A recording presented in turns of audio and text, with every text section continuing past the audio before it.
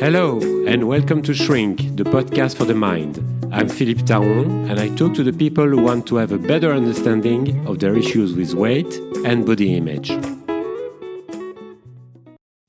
It's the beginning of September, and holidays are over. I mean, for me anyway. I've really enjoyed having this break, but I'm so happy to be back at those recordings. I love sharing with you the things I know about weight loss, about body image. It's my job, but it's also my own experience. For those who don't know it, I share it in my book. It's something I've experienced as I was 30 kilos heavier than I am now. Exactly 30 kilos, in fact, because I've lost a few kilos whilst I was on vacation. Some people would ask, well, do you need to have experienced things in order to help others getting over their own traumas, their own difficulties? You don't have to, in fact. I mean, some therapists haven't experienced things that their clients have dealt with, but I think that somehow it gives me another view on these matters, on these issues, and probably or surely more empathy.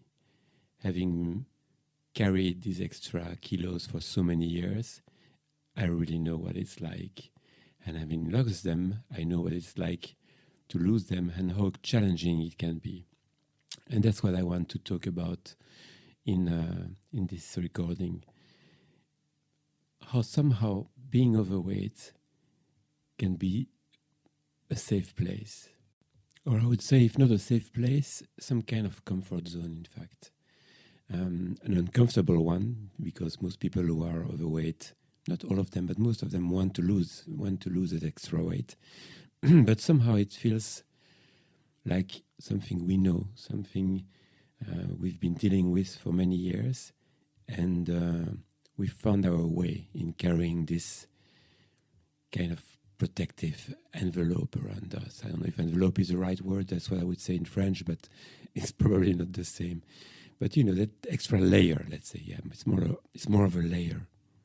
So I really believe that it's good to know that somehow it feels safe, somehow it feels comfortable, even if we hate it, even if we despise that body. When we look at ourselves in the mirror, we think, shit, I look like this, I look like that. I mean, even though we don't want to keep carrying this extra weight, somehow, I repeat myself, I know, but it is some kind of comfort zone, some kind of a safe place.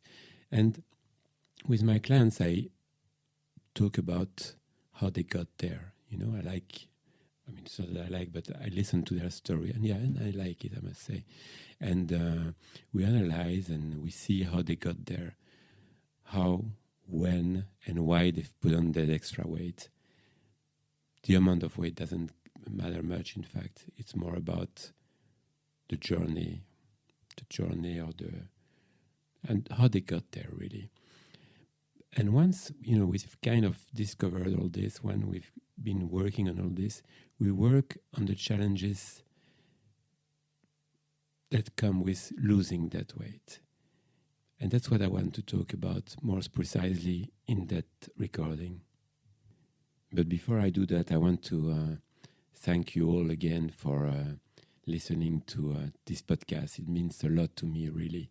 And it encourages me to go further, to keep doing it and address other issues, and also sometimes have chats with other professionals, which I think can make a difference when we're dealing with our mental health and our weight issues.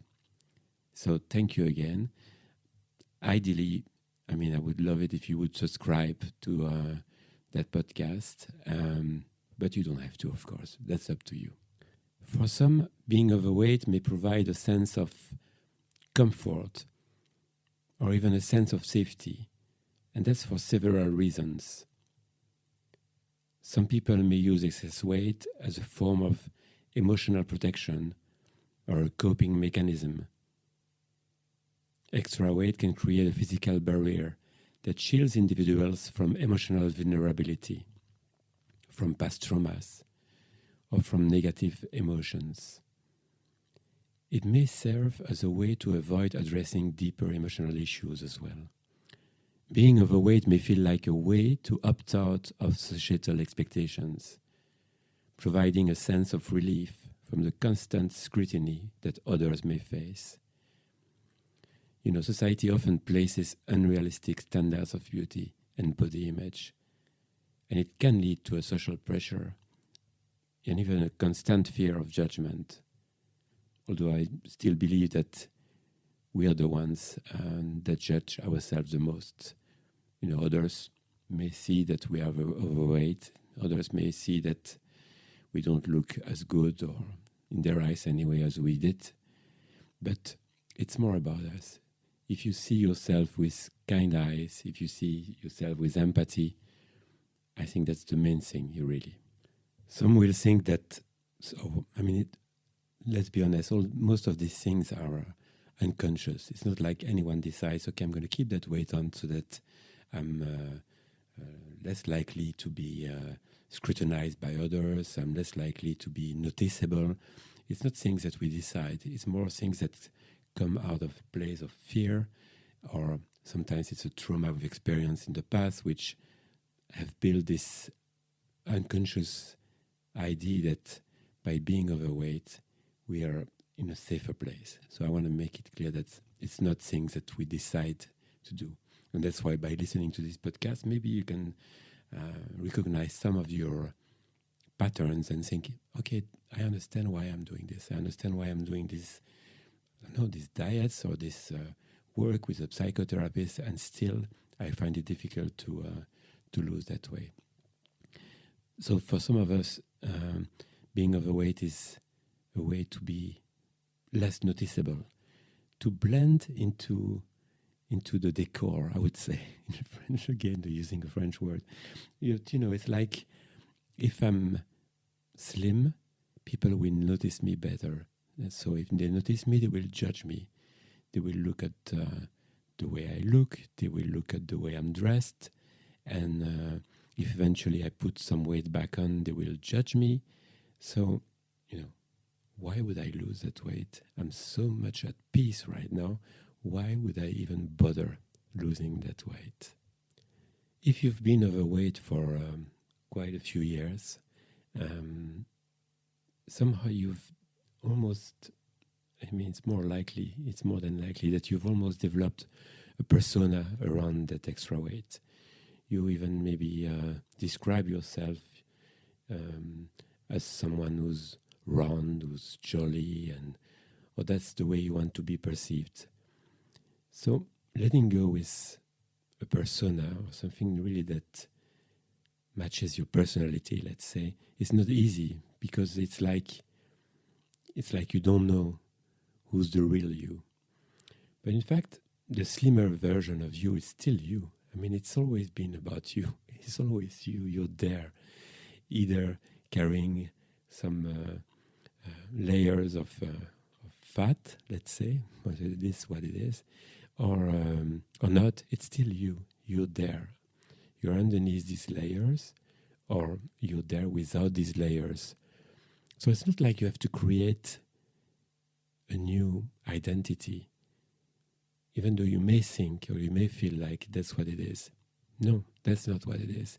It's about understanding who you really are, how you really want to interact with the world, and feeling like it's safe to be yourself.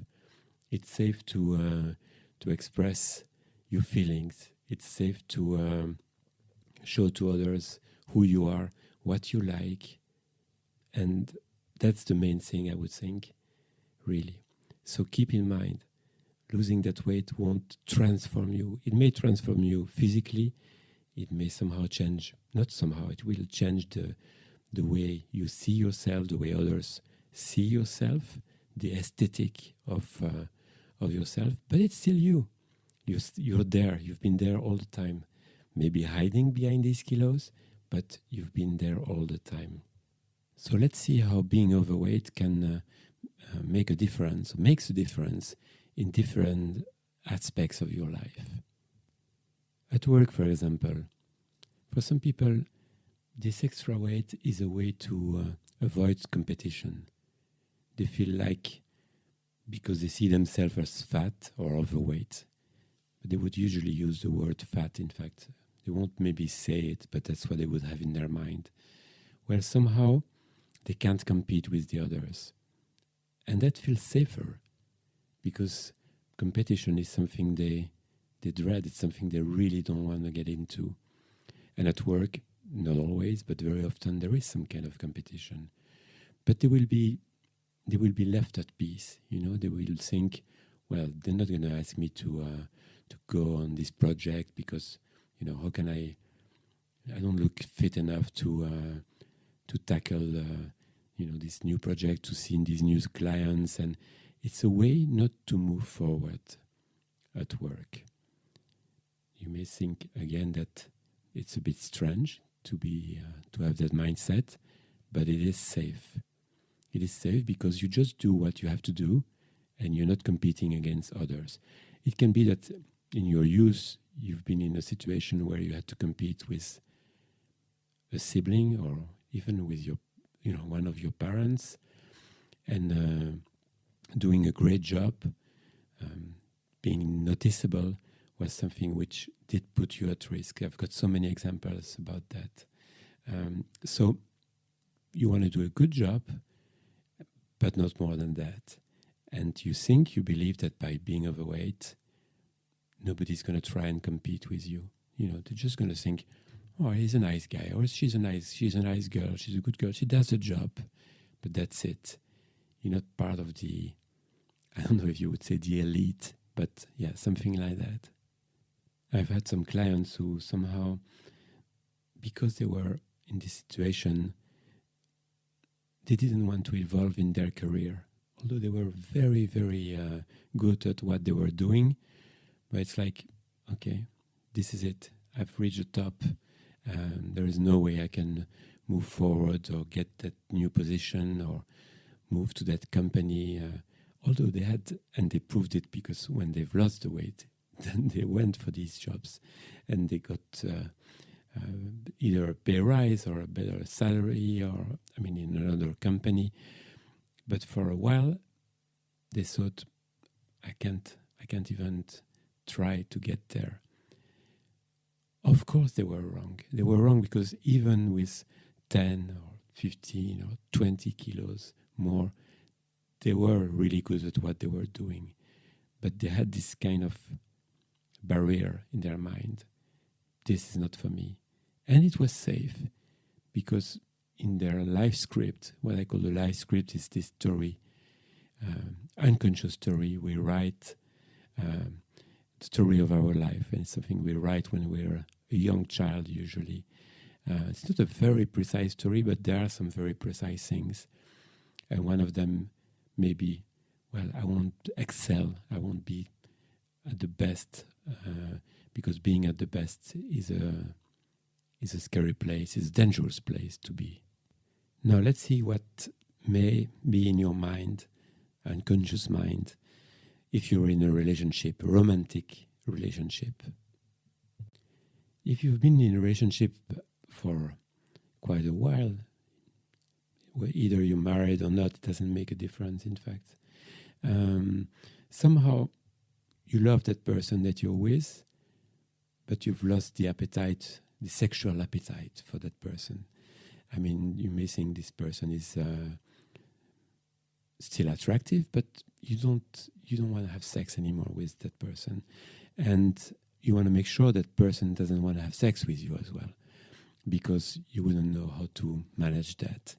So by being overweight, you feel like you're in a safe place, because there's no way that person, well, you think there's no way my wife or my husband may want to have sex with me. So again, in this case, when you start being slimmer, you may think, well, this is going to change. She's going to find me attractive, or he's going to find me desirable. And how am I going to manage that? It's really something you should, it's a conversation you should have with the person that you're with. and they probably feel the same. In fact, who wants to, who's still attracted, who wants to have the same level of sexual life as they did 10 years before, when you've seen that body for so many years. Maybe I don't want to sound too negative, but I just want to be realistic, and this is how things are. I know some couples, and good for them, who've been together for 20 years and they still have a great sex life, and that's amazing, and I find it really, but I think usually they're being creative and they've talked about it, and that's the key, really, being able to talk about it and being able to express how you feel to your partner, your fears around it, your fears around your bodies that have changed, your fears around your physical abilities that have changed as well when you're getting older. So talking. It's not easy, because sometimes you will hear or say things that you don't want to hear or say, but you cannot hide behind extra kilos for the rest of your life. That's too sad and unhealthy, of course. It can also be that you don't have that sex life anymore. That's, these relationships with the person that you're with, and you think that by losing the weight, it will make you more attractive, it will make you more desirable. Others will start looking at you differently, but most of all, you will feel different about yourself, and you will be tempted to have a relationship, an affair, and that's something you really don't want, because you still cherish the relationship that you're in, even though you're not having much of a physical relationship, but you still love that person that you're with, and that relationship is important to you. And you think, well, I remember when I was slimmer, I used to have so many girlfriends or boyfriends, and I used to have sex all the time. And if I lose that weight, I'm not going to get back to that kind of energy, to that kind of to these experiences. And this is really scary. I don't want to get there. I don't want to get tempted.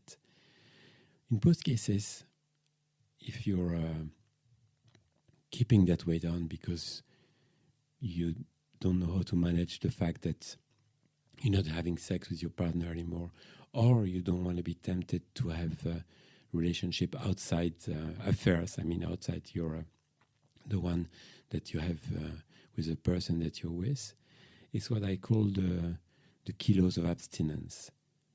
I've called it the kilos of abstinence because that's what it is. These kilos or pounds protect you from any temptation. Many of my clients have realized that once they've lost the weight, that even when they were overweight, they still had these temptations, and they were still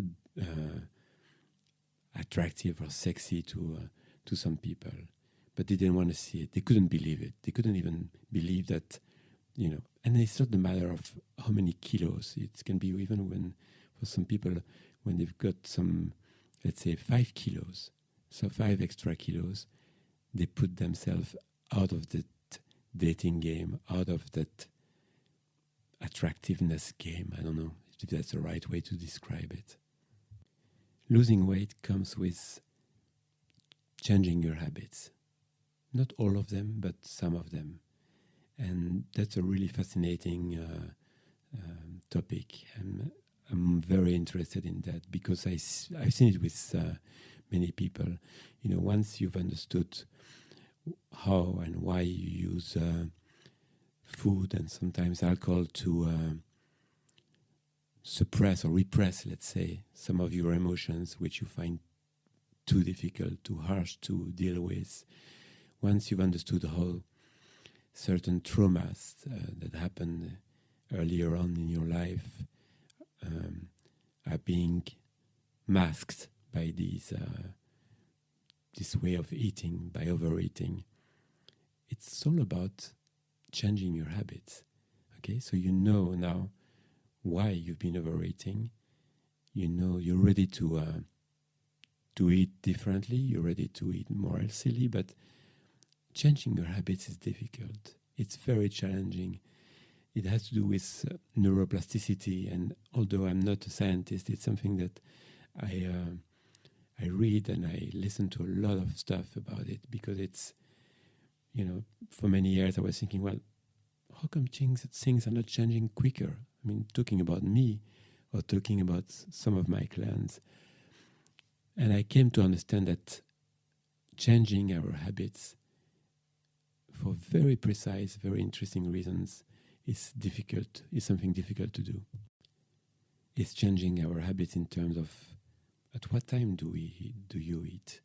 Maybe as out of a habit you've been having breakfast every day and you realize, in fact, you're not hungry in the morning. So you think, well, and you think for good reasons, you think, well, why would I eat when I'm not hungry? It doesn't make any sense. So sometimes it's about changing that habit. And it's even more difficult if everybody in your household is having breakfast, like your partner, your wife, or your kids, or your girlfriend is having breakfast, but you feel like it's not the right time for you to eat because you're not hungry when you wake up in the morning.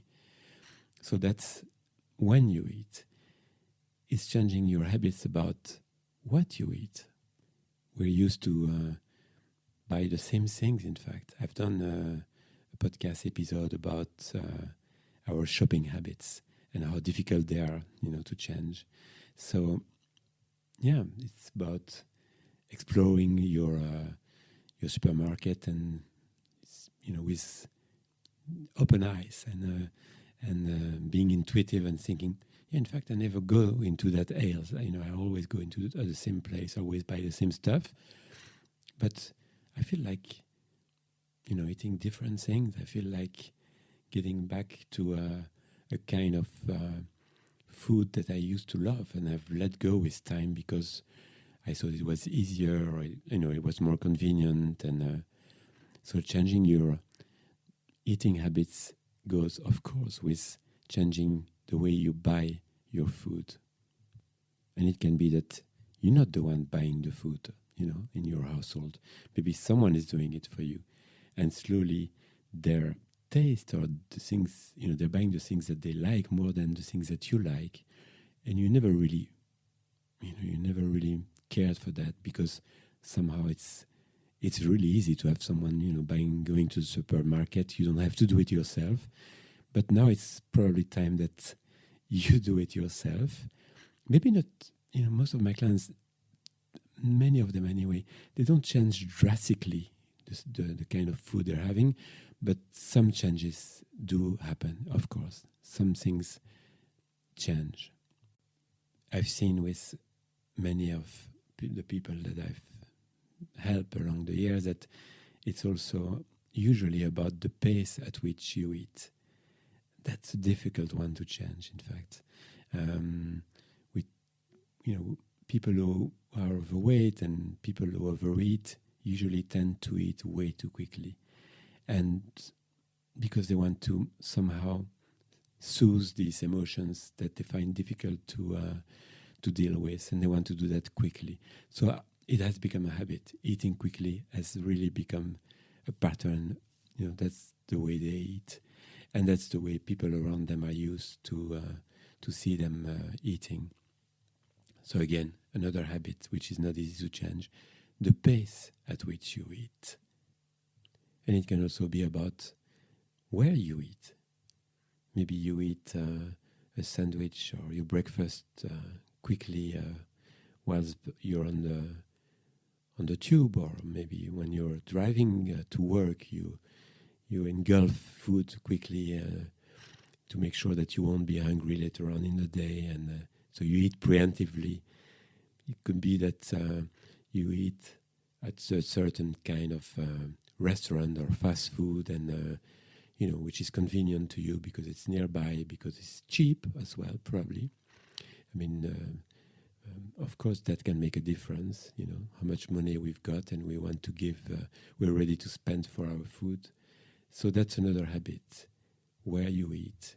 Maybe you've been used to eat while sitting on your sofa and watching a series, and it's not terrible to do that, but it makes it much more difficult to eat mindfully and intuitively if you're laying on your sofa and you're watching a series, because you will more than likely finish your plate, even though maybe you had enough after eating half of your plate. So yes, all these habits are quite difficult to change, when, why, how, where we eat. And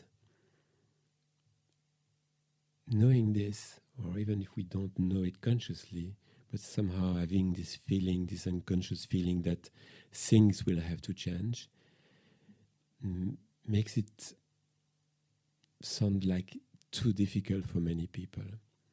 And so somehow they will remain in this safe place, because they don't have to change their habits. They don't have to deal with their body becoming more attractive in their eyes anyway, and the desire that it may create to others, and they, or to their partner. They don't have to deal with being in a more competitive environment when they're at work. They don't have to challenge their habits. For all these reasons, more than likely unconsciously, they will not change. They will be scared anyway to change their eating habits, and they will be scared to leave that comfort zone that they're in. I mean, again, comfort zone, which is very uncomfortable, because day after day, they want to lose that weight. They know it's unhealthy. They don't feel good about themselves. They don't dress the way they want to dress. They don't. It's for so many reasons, it's so uncomfortable. But they've learned how to deal with it. That's the way they live now. Their whole life somehow fits into this. So it has a lot to do about self-perception, of course. Self-perception being the way you see yourself. And like I said at the beginning of this recording, remember, you've always been there. It's always been you. And even if somehow you're hiding, or you're putting yourself away from, making yourself less noticeable, you're there. So when you will lose that weight, it's not a new you, it's a better you. It's the same you, but feeling better about herself or yourself or himself. So keep that in mind. You're out there and you're hiding, but maybe you don't have to hide anymore. Maybe you can start slowly. It's a process, not something that happens overnight. So slowly you may take off some of these layers one by one and see how it feels, and address the fears that come with that, and see, in fact, is these fears are still valid. The things that you were afraid of 10 years ago, maybe don't make much sense anymore. And if they do, it's about time you tackle these fears differently. It's about time you tackle these fears in a way which is more healthy than by overeating and being overweight. I know that this is not easy. I don't want to make it sound like it's an easy thing to do. It's something that we've been doing for many years. Not always, but, in many cases, for many people, it's something we've been doing for many years, unconsciously. So making these changes don't happen overnight. But it's about addressing these things one by one with your therapist, or with me. Or with me. I always find it difficult to say that. But I can help you with this, because I've helped so many people addressing these issues. And mainly, first of all, I've helped myself. And believe me, there was a lot of stuff to address. And I've done it. I was so scared, to look into this. And thinking, it's like I was somehow going to find a monster or something very dark out there. It wasn't. So it took me a bit of time, some time, but I did it. And afterwards, many people say, oh, why did I wait so long for to do that? And well, sometimes it has to be the right time. It's something you cannot force it. It has to be the right time, and when it will be the right time, you will do it as well.